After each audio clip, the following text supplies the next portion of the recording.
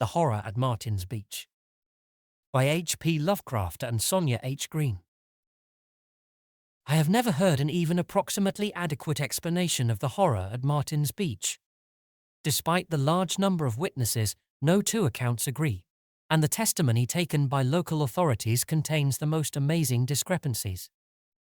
Perhaps this haziness is natural in view of the unheard of character of the horror itself, the almost paralytic terror of all who saw it, and the efforts made by the fashionable Wavecrest Inn to hush it up after the publicity created by Professor Alton's article, are hypnotic powers confined to recognized humanity. Against all these obstacles, I am striving to present a coherent version, for I beheld the hideous occurrence and believe it should be known in view of the appalling possibilities it suggests.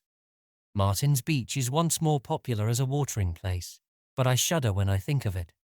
Indeed, I cannot look at the ocean at all now without shuddering. Fate is not always without a sense of drama and climax, hence the terrible happening of August 8, 1922, swiftly followed a period of minor and agreeably wonder-fraught excitement at Martin's Beach.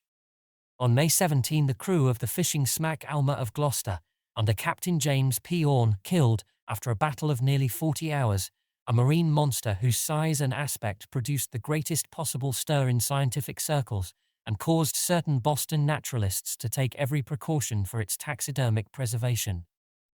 The object was some 50 feet in length, of roughly cylindrical shape, and about 10 feet in diameter.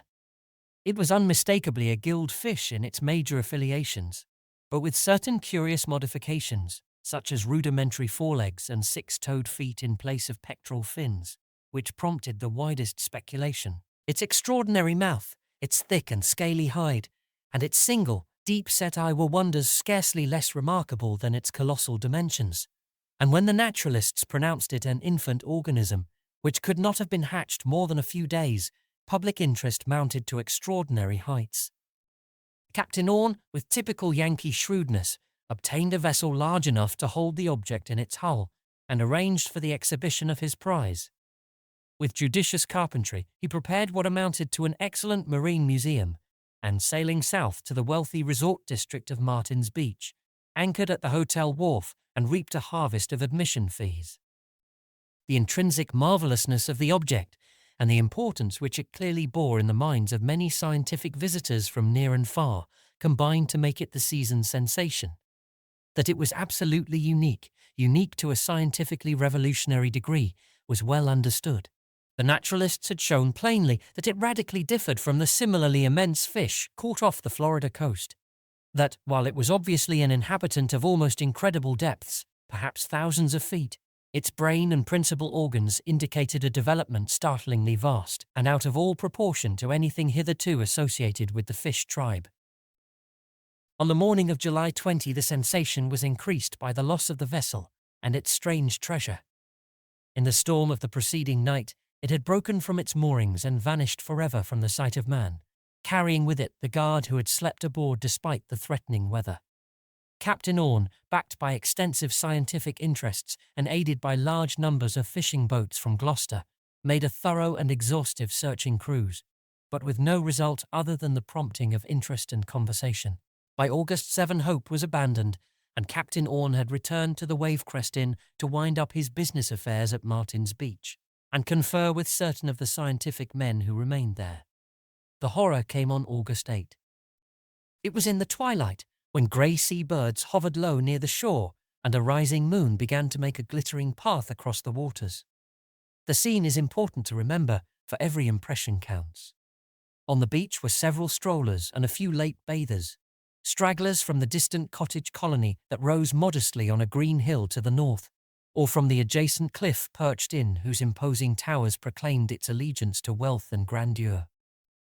Well within viewing distance was another set of spectators, the loungers on the inn's high-ceiled and lantern-lighted veranda, who appeared to be enjoying the dance music from the sumptuous ballroom inside.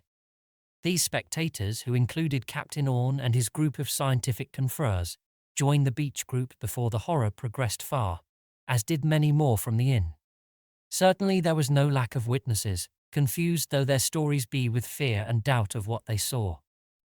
There is no exact record of the time the thing began, although a majority say that the fairly round moon was about a foot above the low-lying vapours of the horizon.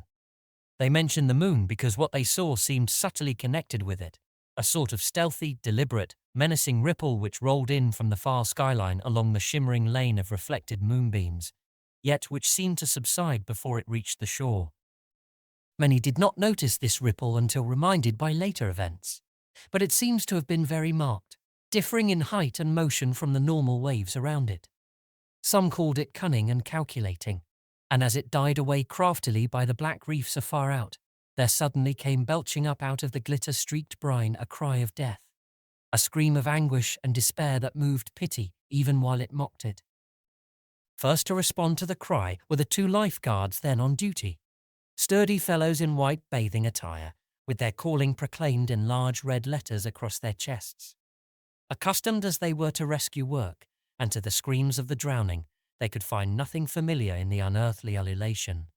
Yet with a trained sense of duty, they ignored the strangeness and proceeded to follow their usual course. Hastily seizing an air cushion, which with its attached coil of rope lay always at hand, one of them ran swiftly along the shore to the scene of the gathering crowd, whence, after whirling it about to gain momentum, he flung the hollow disc far out in the direction from which the sound had come. As the cushion disappeared in the waves, the crowd curiously awaited a sight of the hapless being whose distress had been so great, eager to see the rescue made by the massive rope. But that rescue was soon acknowledged to be no swift and easy matter, for pull as they might on the rope, the two muscular guards could not move the object at the other end. Instead, they found that object pulling with equal, or even greater force in the very opposite direction, till in a few seconds they were dragged off their feet and into the water by the strange power which had seized on the proffered life-preserver. One of them, recovering himself, called immediately for help from the crowd on the shore, to whom he flung the remaining coil of rope, and in a moment the guards were seconded by all the hardier men, among whom Captain Orne was foremost. More than a dozen strong hands were now tugging desperately at the stout line, yet wholly without avail. Hard as they tugged, the strange force at the other end tugged harder, and since neither side relaxed for an instant, the rope became rigid as steel with the enormous strain. The struggling participants, as well as the spectators, were by this time consumed with curiosity as to the nature of the force in the sea. The idea of a drowning man had long been dismissed, and hints of whales, submarines, monsters, and demons now passed freely around. Where humanity had first led the rescuers, wonder kept them at their task, and they hauled with a grim determination to uncover the mystery. It being decided at last that a whale must have swallowed the air cushion, Captain Orne, as a natural leader, shouted to those on the shore that a boat must be obtained in order to approach, harpoon, and land the unseen Leviathan. Several men at once prepared to scatter in quest of a suitable craft, while others came to supplant the captain at the straining rope, since his place was logically with whatever boat party might be formed. His own idea of the situation was very broad, and by no means limited to whales, since he had to do with a monster so much stranger. He wondered what might be the acts and manifestations of an adult of the species of which the 50-foot creature had been the merest infant. And now there developed with appalling suddenness the crucial fact which changed the entire scene from one of wonder to one of horror, and dazed with fright the assembled band of toilers and onlookers. Captain Orne, turning to leave his post at the rope, found his hands held in their place with unaccountable strength, and in a moment he realized that he was unable to let go of the rope. His plight was instantly divined, and as each companion tested his own situation, the same condition was encountered. The fact could not be denied. Every struggler was irresistibly held in some mysterious bondage to the hempen line, which was slowly, hideously, and relentlessly pulling them out to sea. Speechless horror ensued, a horror in which the spectators were petrified to utter inaction and mental chaos. Their complete demoralization is reflected in the conflicting accounts they give, and the sheepish excuses they offer for their seemingly callous inertia. I was one of them, and know. Even the strugglers, after a few frantic screams and futile groans, succumbed to the paralyzing influence and kept silent and fatalistic in the face of unknown powers. There they stood in the pallid moonlight, blindly pulling against a spectral doom and swaying monotonously backward and forward as the water rose first to their knees, then to their hips. The moon went partly under a cloud, and in the half-light, the line of swaying men resembled some sinister and gigantic centipede, writhing in the clutch of a terrible creeping death. Harder and harder grew the rope, as the tug in both directions increased, and the strands swelled with the undisturbed soaking of the rising waves. Slowly the tide advanced, till the sands so lately peopled by laughing children and whispering lovers were now swallowed by the inexorable flow.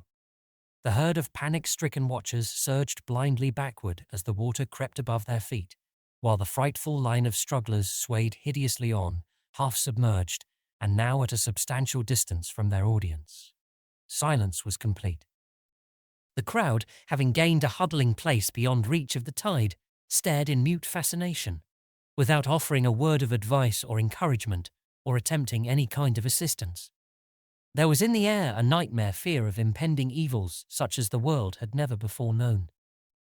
Minutes seemed lengthened into hours, and still that human snake of swaying torsos was seen above the fast-rising tide. Rhythmically it undulated, slowly, horribly, with the seal of doom upon it. Thicker clouds now passed over the ascending moon, and the glittering path on the waters faded nearly out. Very dimly writhed the serpentine line of nodding heads, with now and then the livid face of a backward-glancing victim gleaming pale in the darkness. Faster and faster gathered the clouds, till at length their angry rifts shot down sharp tongues of febrile flame. Thunders rolled, softly at first, yet soon increasing to a deafening, maddening intensity. Then came a culminating crash, a shock whose reverberations seemed to shake land and sea alike, and on its heels a cloudburst whose drenching violence overpowered the darkened world, as if the heavens themselves had opened to pour forth a vindictive torrent. The spectators, instinctively acting despite the absence of conscious and coherent thought, now retreated up the cliff steps to the hotel veranda. Rumors had reached the guests inside, so that the refugees found a state of terror nearly equal to their own. I think a few frightened words were uttered, but cannot be sure. Some, who were staying at the inn, retired in terror to their rooms, while others remained to watch the fast-sinking victims as the line of bobbing heads showed above the mounting waves in the fitful lightning flashes. I recall thinking of those heads and the bulging eyes they must contain, eyes that might well reflect all the fright, panic, and delirium of a malignant universe, all the sorrow, sin, and misery, blasted hopes and unfulfilled desires, fear, loathing, and anguish of the ages since time's beginning. Eyes alight with all the soul-racking pain of eternally blazing infernos. And as I gazed out beyond the heads, my fancy conjured up still another eye, a single eye equally alight, yet with a purpose so revolting to my brain that the vision soon passed. Held in the clutches of an unknown vise, the line of the damned dragged on, their silent screams and unuttered prayers known only to the demons of the black waves and the night wind. There now burst from the infuriate sky such a mad cataclysm of satanic sound that even the former crash seemed dwarfed. Amidst a blinding glare of descending fire, the voice of heaven resounded with the blasphemies of hell, and the mingled agony of all the lost reverberated in one apocalyptic, planet-rending peal of cyclopean din.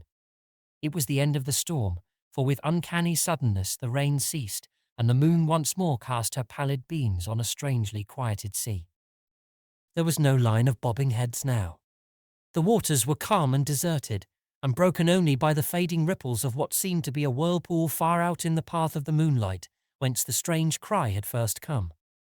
But as I looked along that treacherous lane of silvery sheen, with fancy fevered and senses overwrought, there trickled upon my ears from some abysmal sunken waste the faint and sinister echoes of a laugh.